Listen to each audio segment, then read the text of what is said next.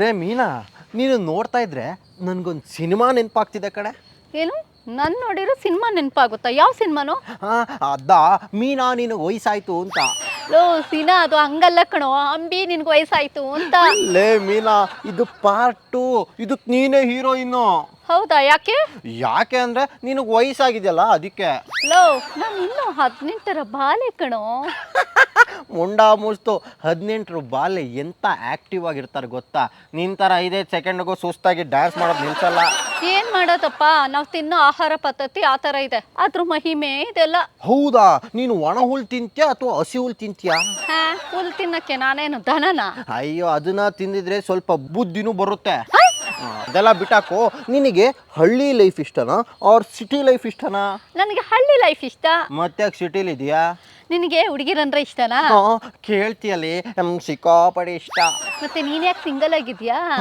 ಈ ಸರ್ಕಲ್ ಸೀನಿಂಗೆ ಸೀರುಂಡೆನಾ ಮಾಡ್ತೀನಿ ತಡಿ. ಬಿಟ್ಬಿಡ್ತೀವಾ?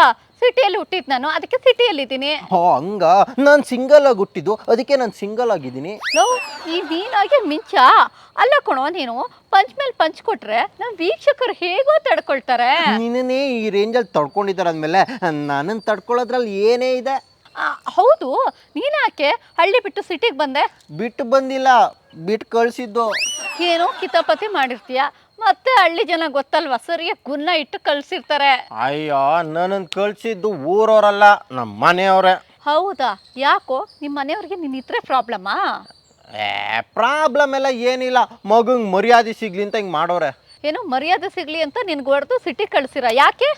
ಹಂಗಲ್ಲ, ಈ ಹಳ್ಳಿಯಿಂದ ಸಿಟಿಗೆ ಬಂದು ಕೆಲಸ ಮಾಡಿದ್ರೆ ಮರ್ಯಾದೆ ಸಿಗುತ್ತೆ, ಊರಲ್ಲಿ ಒಂದು ಸ್ವಲ್ಪ ಗೌರವ ಸಿಗುತ್ತೆ ಅಂತ.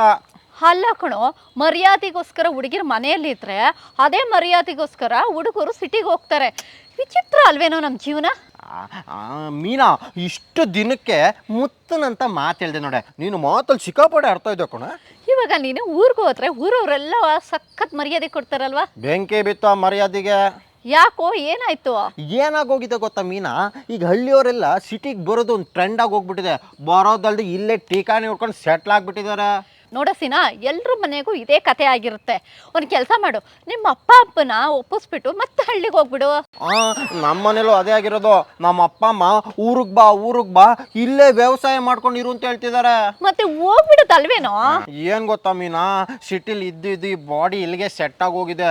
ಹಳ್ಳಿ ಕಡೆಗೆ ಹೋದ್ರೆ ಇರೋ ಬರೋ ಕೆಲಸನೆಲ್ಲ ಹೇಳ್ತಾರೆ. ಆಫೀಸಲ್ಲಿ ಬಕೆಟ್ ಹಿಡಿದ್ರೆ ನೆಮ್ಮದಿಯಾಗಿರ್ಬೋದು. ಹಂಗೆ ಹೋಗ್ಲಿ. ಓಹೋ, ಇದಾ ನಿಮ್ಮ ಪ್ರಾಬ್ಲಮ್ಮು? ನಾನು ಒಂದೊಳ್ಳೆ ಐಡಿಯಾ ಕೊಡ್ಲಾ? ಐಡಿಯಾನಾ? ಏನು? ಏನು ಗೊತ್ತಾ, ನಾವಿಬ್ರು ಸುಳ್ಳು ಮದುವೆ ಆಗಿ ಹಳ್ಳಿಗೆ ಹೋಗೋಣ. ಆಗ ನಿಮ್ಮ ಅಪ್ಪ ಅಮ್ಮ ನಮ್ಮಿಬ್ರನ್ನ ಚೆನ್ನಾಗಿ ಬೈದು ಆಚೆ ಹಾಕ್ತಾರೆ. ಅವಾಗ ನೀನು ಸಿಟಿಲಿ ಆರಾಮಾಗಿರ್ಬೋದು. ಐಡಿಯಾ ಏನೋ ಸಿಕ್ಕಾಪಟ್ಟೆ ಚೆನ್ನಾಗಿದೆ. ಇನ್ ಕೇಸ್ ನಮ್ಮ ಅಪ್ಪ ಅಮ್ಮ ಇಬ್ರು ಒಪ್ಕೊಬಿಟ್ರೆ? ಇಬ್ರು ಸೇರಿ ಹಳ್ಳಿಯಲ್ಲಿ ಬೆರಣೆ ತಟ್ಟೋಣ.